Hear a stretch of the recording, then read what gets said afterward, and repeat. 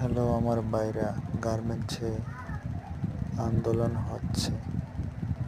শ্রমিকদের দাবি হচ্ছে তাদের ছুটি কাটিয়ে আসলেও হাজিরা বোনাস থাকে না।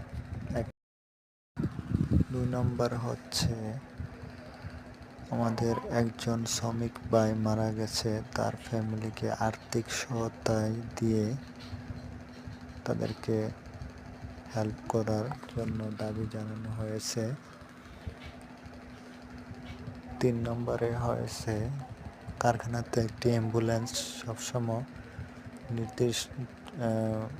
সবসময় থাকার জন্য দাবি জানানো হয়েছে। কোনো অসুস্থ হলে সমস্যা একটাই, গার্মেন্টসে ছুটি দিতে চায় না। সব শ্রমিকরা নিচে নামতেছে, তার কিছু দৃশ্য আপনাদের মাঝে তুলে ধরলাম।